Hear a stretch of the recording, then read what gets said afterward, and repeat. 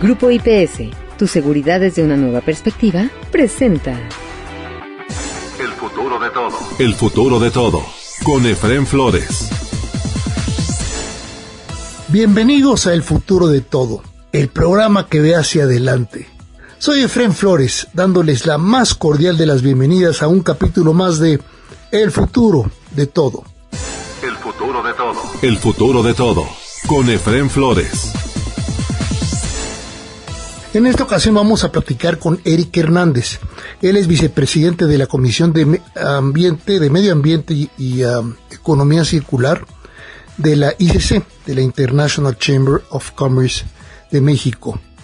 El tema central que vamos a platicar con él es precisamente las experiencias que tuvo dentro de la COP28 y lo que ya tenemos que hacer en energías renovables y otras actividades productivas para adaptarnos al cambio climático. Por cierto, muchas de estas actividades se comprometió de nuevo México en la COP28 a trabajarlas y por supuesto vamos a ver qué tanto las cumple. Damos la más cordial de las bienvenidas a Eric y a International Chamber of Commerce aquí a El futuro de todo. Esta COP tomaba mucha relevancia porque digamos que las dos COPs anteriores pusieron todas las bases para poder ya empezar a tomar acciones e implementarlas, porque si no lo hacemos, las metas de tratar de que la temperatura no supere el 1.5 grados va a ser imposible, ¿no? Entonces, en Egipto se tomaron ya las rutas de cómo llevarlo a cabo. En Glasgow se dieron las ideas, pero en esta COP, justamente en Dubái, es cuando ya se tenía que tomar decisiones.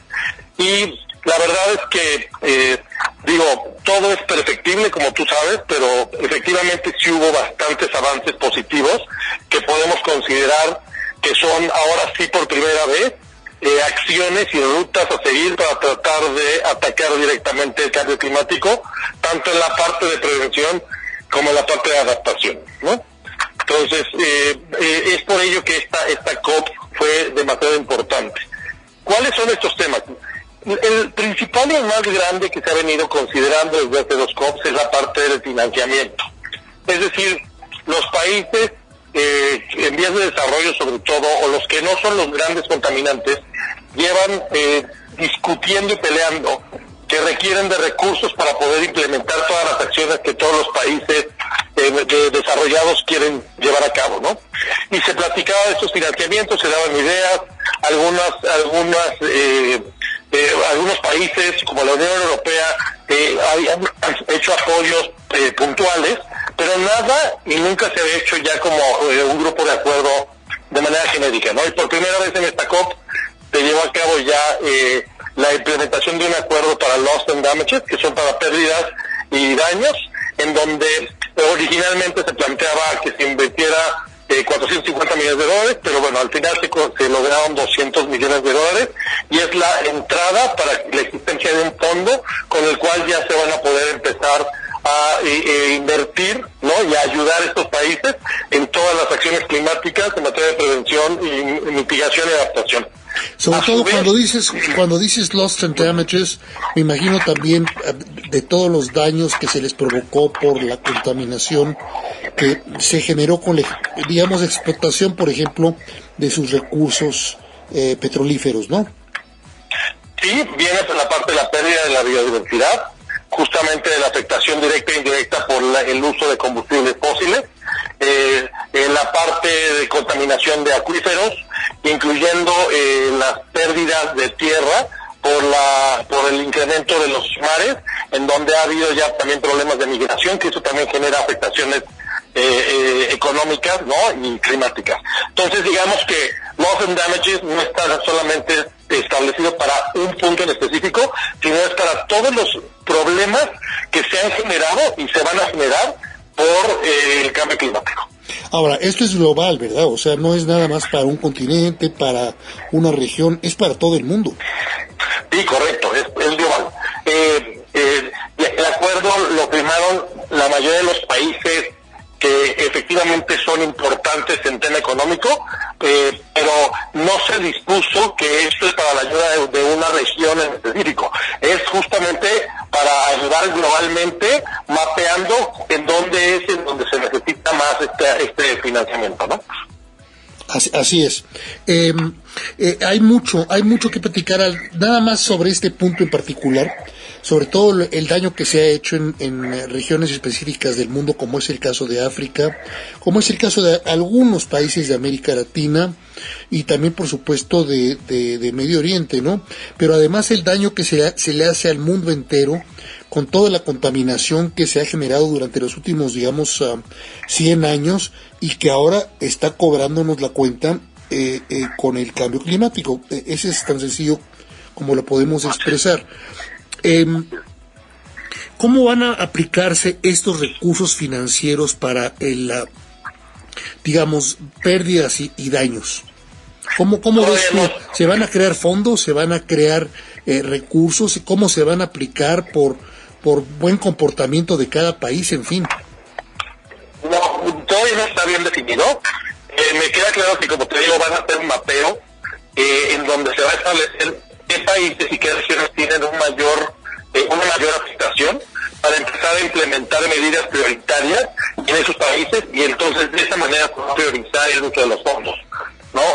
Tú bien dijiste, África es un continente que tiene muchísima afectación, entonces seguramente África y algunas islas, ¿no? Sobre todo en el Caribe, que también ya tienen afectaciones inminentes y hasta pérdida de territorio, es en donde seguramente se decidirá que se empiecen a usar estos fondos, ¿no? Estas son de las cuestiones que todavía no se determinan y que se van a tener que determinar no sé si en los próximos días, pero por lo menos en los próximos meses, de cómo definir procesos para el otorgamiento de estos incentivos y estos fondos a cada uno de los países afectados. Pero sabes que es importantísimo que ya están interviniendo los bancos, sector financiero, en el problema de la contaminación. En el momento que metes al sector financiero, ahí ya no juegas, porque estás apostando a los recursos que vas a requerir para seguir creciendo. Ya ahora no me extraña con esto que me estás diciendo que las propias empresas petroleras árabes, por ejemplo, algunas como British Petroleum también, ya están buscando cómo empezar ellos mismos a invertir y aplicar recursos para producir, digamos, más combustibles de transición o en su caso ya irse directamente al combustible verde. Es correcto. Y mira, tocas un punto adicional, ¿no? En adición con este fondo de los damages, otro de los puntos positivos de la COP28 en Dubái fue que justamente la banca se sumó ya de manera directa a los esfuerzos y acciones en contra de la acción climática y lo que sí pidieron e incentivaron fue el uso de los bonos verdes y de los financiamientos verdes para todas las empresas, ¿no? Entonces, lo que vamos a ver, y yo creo que vamos a ver muy pronto, es una aceleración de los criterios ESG para la revisión de financiamientos tanto de banca privada como de desarrollo en ya todos los proyectos, ¿no? No solo en las bancas que comúnmente tenían ya estos criterios como protocolo, como eran Bank y algunos otros como IDF, sino ya en la mayoría de los bancos en donde ya se van a considerar estos criterios como un requisito para prestarte dinero. Pues cosa que es muy bueno, ¿no? Hombre, imagínate nada más en cualquier banco que cuando llegues tú a pedir un crédito de habilitación, te digan, bueno, presénteme primero su certificado o lo que tenga que está avanzando en materia climática, ¿no? En los 3 puntos fundamentales, ¿no?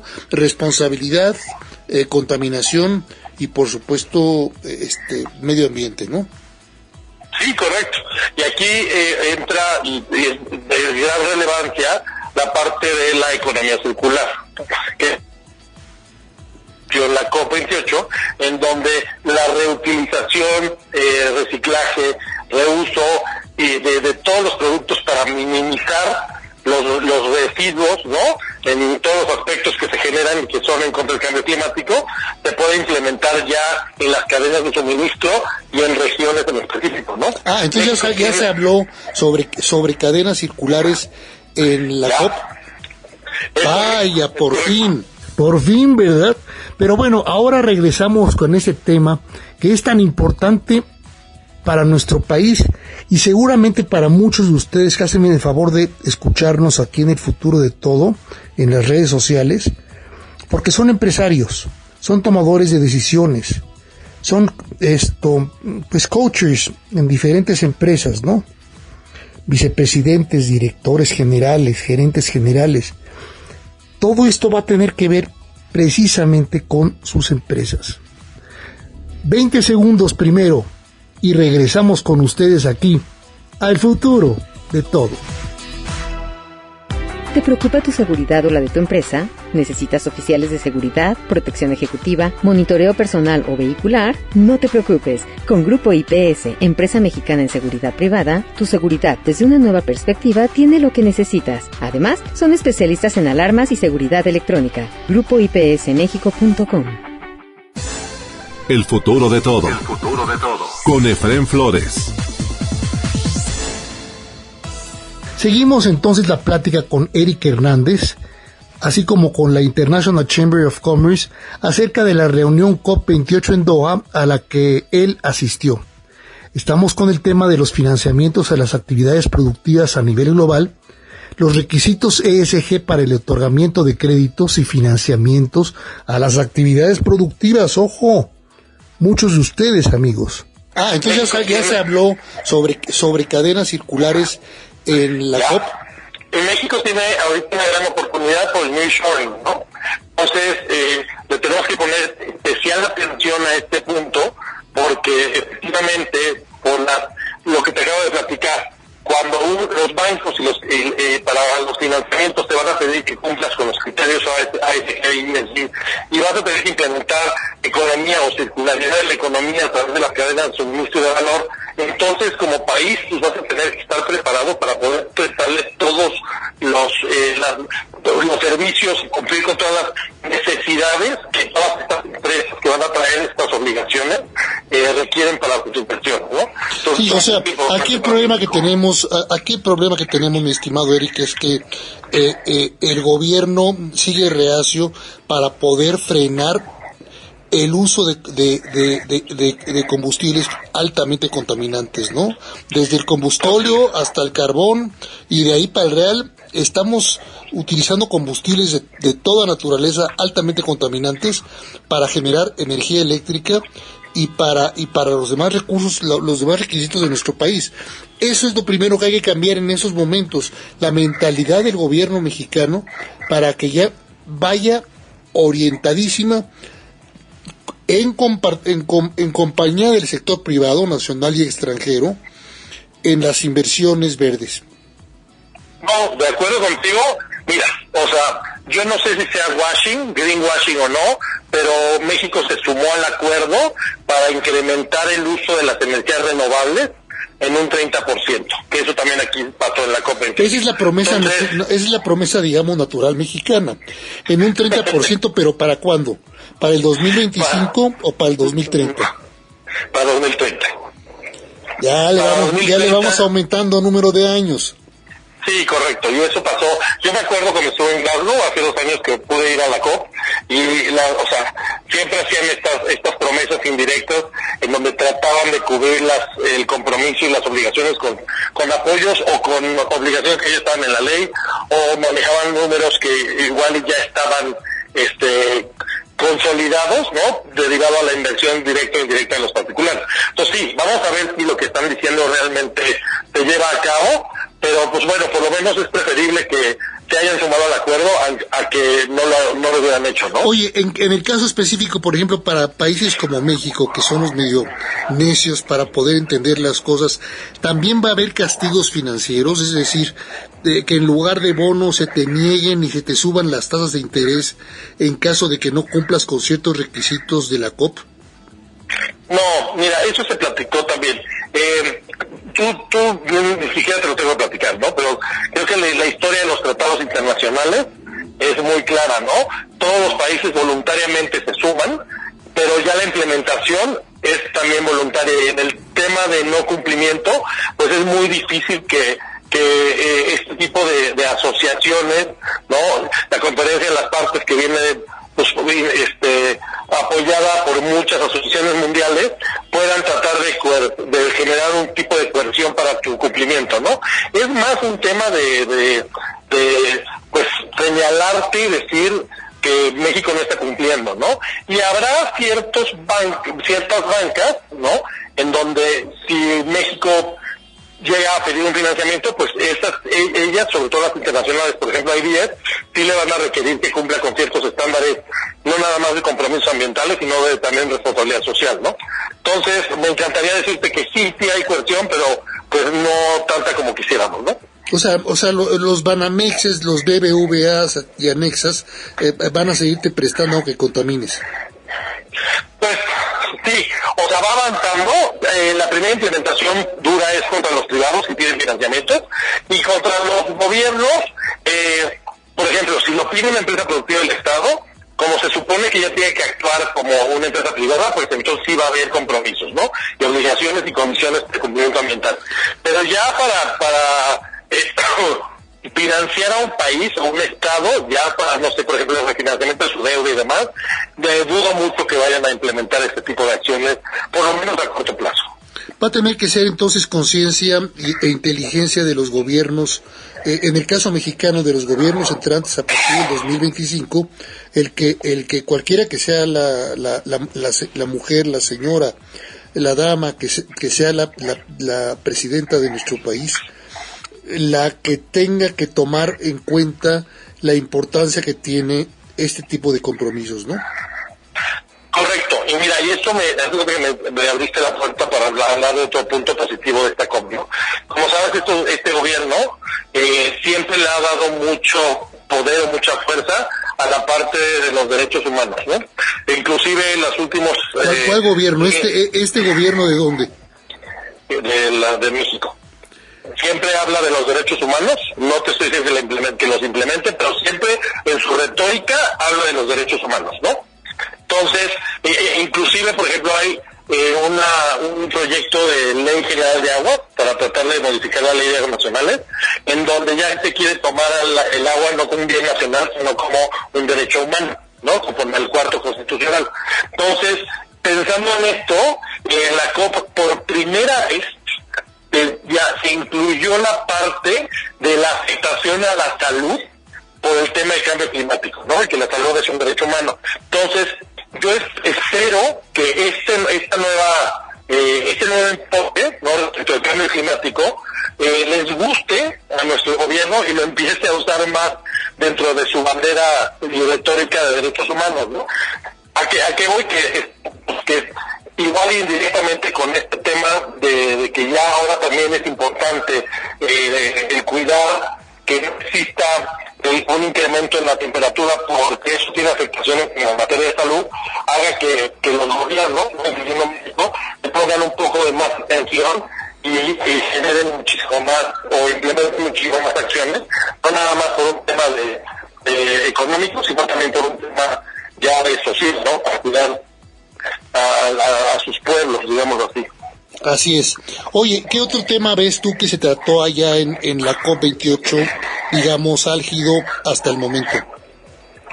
Pues, álgido, muy álgido, fue el tema de la eliminación de los combustibles fósiles.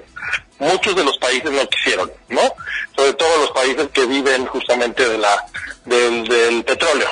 Entonces, no, ahí fue donde menos avance hubo, ¿no? Se intentó tener ya un acuerdo mayoritario para que se pusieran fechas en donde ya se desapareciera por completo el uso de los combustibles fósiles, y pues no hubo un acuerdo tan importante, ¿no? O sea, no llegamos ni siquiera al año 2050 como fecha, digamos, límite para acabar con los fósiles. No, hubo compromisos voluntarios de algunos países, pero no como un acuerdo general. ¿Viste a México en algún compromiso, o también chiflando y aplaudiendo? No, en ese sí fue calladito, me ve más bonito. Pues tiene que ser, hombre, pues es que imagínate nada más, estamos, como te digo, seguimos utilizando carbón y combustóleo, pues no podemos decir mucho más, ¿no? Sí, la matriz energética, o la tecnología, más bien dicho, de la mayoría de las centrales de CFE, pues todavía son de combustibles fósiles, ¿no? Y miren, amigos, este tema de la CFE y el uso de combustibles fósiles, además de la negación de participación de las inversiones privadas en energías limpias y de ciclo combinado adicionales, son el motivo central de origen de los apagones en gran parte del país que hemos vivido en los últimos, ya en los últimos días, en esta semana. De esto tomamos unas cuantas palabras, pero tajantes, del presidente de Coparmex Nacional, o sea, de la Confederación Patronal de la República Mexicana Nacional, José Medina Mora. Consideramos que el principal problema no es el incremento en la demanda de la energía, sino la falta de nueva oferta de centrales eléctricas de generación, aunado a la baja inversión en la capacidad de transformación y transmisión por parte de la Comisión Federal de Electricidad. Situaciones que ponen en entredicho la confiabilidad del sistema eléctrico nacional y el dinamismo económico del país. México está perdiendo la oportunidad que abre el nearshoring para atraer nuevas empresas y crear fuentes de empleo por la falta de energía eléctrica que quedó manifiesta ayer. La falta de infraestructura para la transmisión provoca un aumento en los precios en regiones con restricciones en la capacidad. De acuerdo con el Programa de Desarrollo del Sistema Eléctrico Nacional, PRODECEN, de los 232 proyectos instruidos por la Secretaría de Energía, CENER, a la Comisión Federal de Electricidad, solo ha realizado 9. Dentro de este plan también se contemplan programas de ampliación y modernización de la Red Nacional de Transmisión y de las redes generales de distribución. Estos buscan minimizar los costos de prestación del servicio, reducir los costos de congestión e incentivar una expansión eficiente de la generación, en consideración de los criterios de calidad, confiabilidad, continuidad y seguridad de la red eléctrica.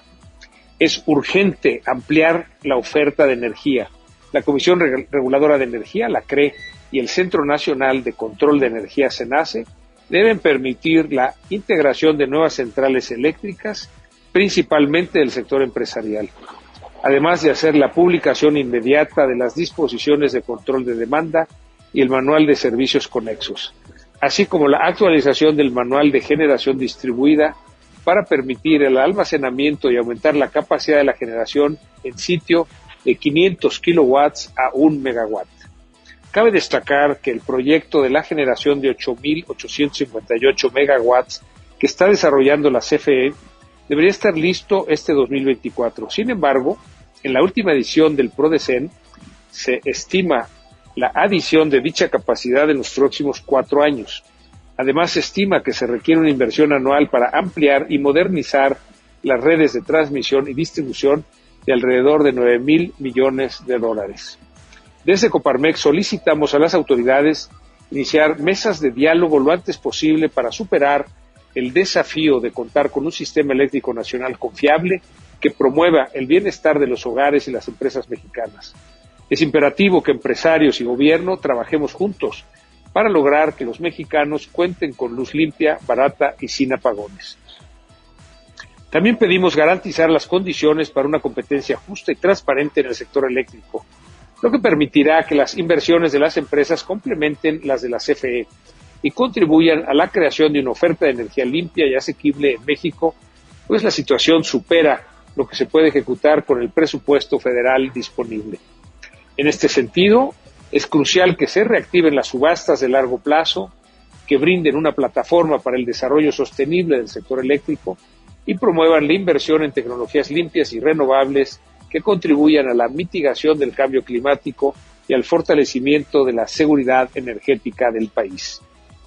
Insistimos, de no tomarse medidas inmediatas, la falta de disponibilidad de energía limpia y asequible se convertiría en un factor que inhiba las decisiones de inversión en el marco del nearshoring. Se corre el riesgo de perder oportunidades de atracción de inversiones y de competitividad en un mercado global cada vez más enfocado en la sostenibilidad y en la eficiencia energética. Solo mediante la colaboración entre el sector público y privado se podrá proteger la salud y el bienestar de los hogares mexicanos, así como impulsar el dinamismo económico del país. Es fundamental asegurar que las futuras generaciones tengan acceso a una matriz energética libre de emisiones contaminantes, especialmente en un contexto de aumento de las temperaturas extremas debido al cambio climático. Muchas gracias a Eric Hernández, vicepresidente de la Comisión de Medio Ambiente y Economías Circulares de la ICC México, de la International Chamber of Commerce Capítulo México, por haber platicado con nosotros aquí en El Futuro de Todo. Si a usted le interesa conocer más acerca de la parte de las economías circulares que maneja Eric y la ICC México, así como de los temas de Doha que él platica, visite el sitio de internet de la ICC México, que aquí citamos en este podcast específico de El Futuro de Todo. Asimismo, muchas gracias a Coparmex Nacional y a su presidente, José Medina Mora, por este tajante pronunciamiento, además de aterrizado al siglo XXI, en cuanto a las causas reales de los apagones. La negligencia, tenemos que decir, del gobierno y lo que tendrá que hacer la administración entrante a partir del 2025 para resolver este gravísimo problema en que está metido México, que daña a todas las familias mexicanas, así como a gran cantidad de sectores productivos nacionales y extranjeros, incluyendo los proyectos del nearshoring, que cada vez más, por desgracia, por estas actitudes, optan por invertir en Estados Unidos en lugar de hacerlo en nuestro país. La dirección de la Coparmex Nacional también aparece aquí en la portada específica de este podcast de El Futuro de Todo. Eso es todo por hoy en El Futuro de Todo en México y de cara al mundo. Un servidor, Efrén Flores, se despide de ustedes esperando contar con su presencia en el próximo de nuestros programas de El Futuro de Todo. Hasta entonces. Grupo IPS, tu seguridad desde una nueva perspectiva, presentó El Futuro de Todo. El Futuro de Todo. Con Efrén Flores.